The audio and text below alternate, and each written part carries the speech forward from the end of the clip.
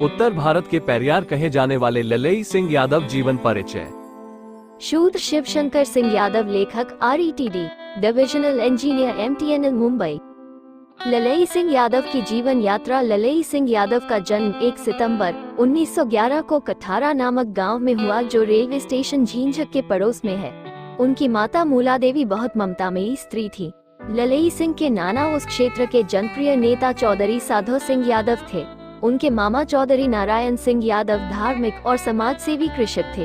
पुराने धार्मिक होने पर भी यह परिवार अंधविश्वास रूढ़ियों के पीछे दौड़ने वाला नहीं था। ललई सिंह यादव ने सन 1928 में हिंदी के साथ उर्दू लेकर मिडिल पास किया।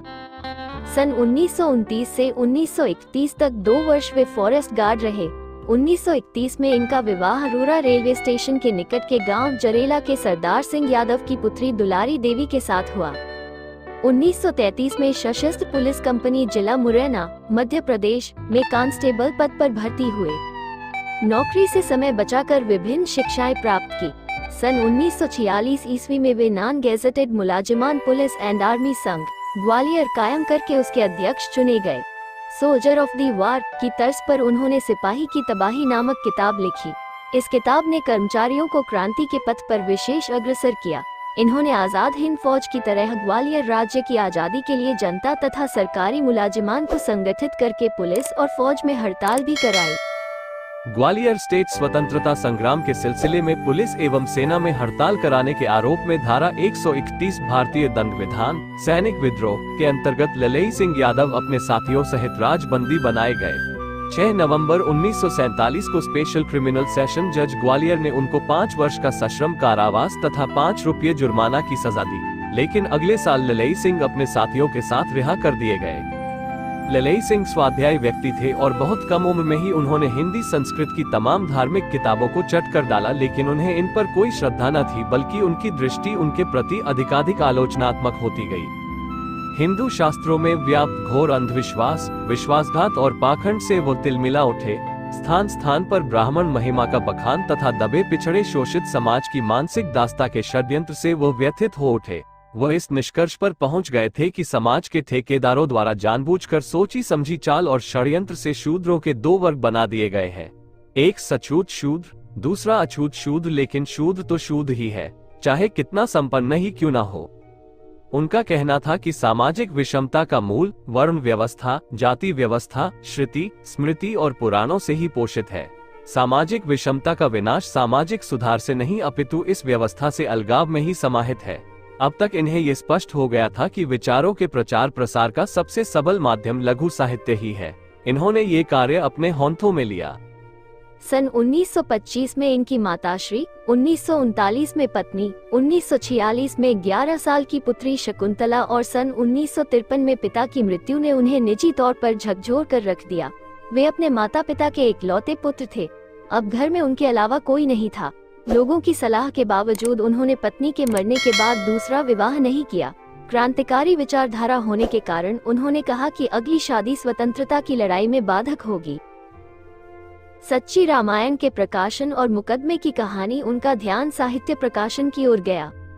दक्षिण भारत के महान क्रांतिकारी पेरियार EV रामस्वामी नायकर के उस समय उत्तर भारत में कई दौरे हुए। ललई सिंह उनके संपर्क में आए। उन्होंने उनके द्वारा अंग्रेजी में लिखित रामायण ए ट्रू रीडिंग के अनुवाद में रुचि दिखाई। दोनों में इस पुस्तक के प्रचार प्रसार की। संपूर्ण भारत विशेषकर उत्तर भारत में लाने पर भी विशेष चर्चा हुई। 1968 में पेरियार रामास्वामी नायकर इस पुस्तक के हिंदी में प्रकाशन की अनुमति ललई सिंह यादव को दे दी। सच्ची रामायण का प्रकाशन 2 साल के अभूतपूर्व परिश्रम और लगन के बाद 1969 में हुआ। इसके छपते ही संपूर्ण उत्तर पूर्व तथा पश्चिम भारत में एक तहलका मच गया। बात यहाँ तक पहुँची कि कुछ ही महीनों बाद उत्तर प्रदेश सरकार द्वारा पुस्तक जब्त करने का आदेश प्रसारित हो गया। कहा गया कि यह पुस्तक भारत के कुछ नागरिक समुदाय की धार्मिक भावनाओं को जानबूझकर चोट पहुंचाने तथा उनके धर्म एवं धार्मिक मान्यताओं का अपमान करने के लक्ष्य से लिखी गई है। प्रकाशक ललई सिंह यादव ने उपरोक्त आज्ञा के विरुद्ध high court of judicature Allahabad में क्रिमिनल मिसलेनियस एप्लीकेशन 28 फरवरी 1970 को प्रस्तुत किया। इस केस के सुनने के लिए 3 जजों की स्पेशल बेंच बनाई गई। अपीलाट ललई सिंह यादव की ओर से निःशुल्क एडवोकेट बनवारी लाल यादव और सरकार की ओर से गवर्नमेंट एडवोकेट तथा उनके सहयोगी पीसी चतुर्वेदी एडवोकेट और आसिफ अंसारी एडवोकेट की बहस दिनांक 26, 27 व 28 अक्टूबर 1970 को लगातार 3 दिन तक चली। दिनांक 19 जनवरी 1971 को माननीय जस्टिस A.K. कीर्ति, जस्टिस K.N. श्रीवास्तव तथा जस्टिस हरि स्वरूप ने बहुमत का निर्णय दिया कि गवर्नमेंट ऑफ उत्तर प्रदेश की पुस्तक सच्ची रामायण की जब्ती की आज्ञा निरस्त की जाती है। जब्त की गई सारी पुस्तकें अपीलाट ललई सिंह यादव को वापस दी जाए। इसके अलावा उत्तर प्रदेश सरकार की ओर से अपीलाट ललई सिंह यादव को 300 रुपए खर्चे के दिलाने का निर्णय दिया। अभिव्यक्ति की आजादी की लंबी लड़ाई सच्ची रामायण की जब्ती के खिलाफ ललई सिंह यादव की यह बहुत बड़ी जीत थी, लेकिन अभी उन्हें और भी बड़ी लड़ाइयां जीतनी थी। उन दिनों उत्तर प्रदेश में चौधरी चरण सिंह की सरकार थी।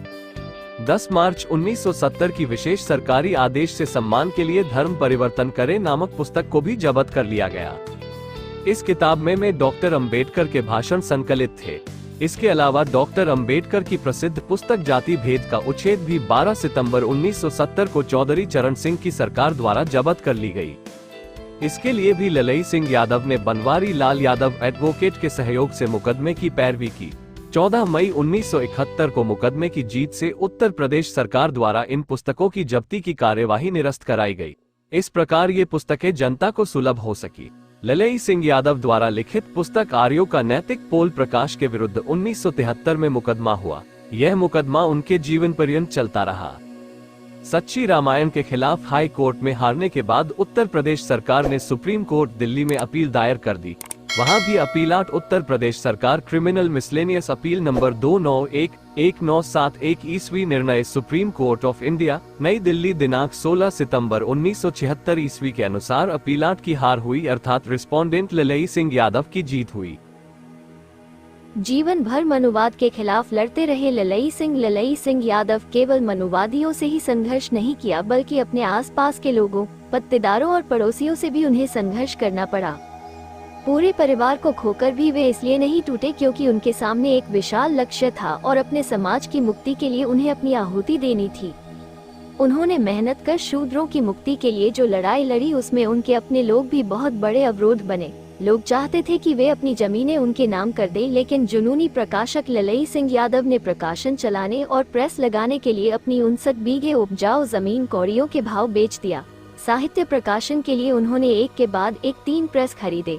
इससे उनके पट्टीदारों ने उनको धमकाया और कई तरह से प्रताड़ित किया। ललई सिंह के गांव कठारा में उनके पट्टीदारी के लोग बताते हैं कि अंतिम दिनों में ललई सिंह दुखी होकर नागपुर चले गए थे। वे मनस्वी और तपस्वी व्यक्ति थे। रोज अपनी साइकिल पोंछते और साहित्य के प्रचार के लिए दूर दूर तक निकलते। कम खर्च के लिए लकड़ी के बुरादे से चूल्हे पर खाना पकाते।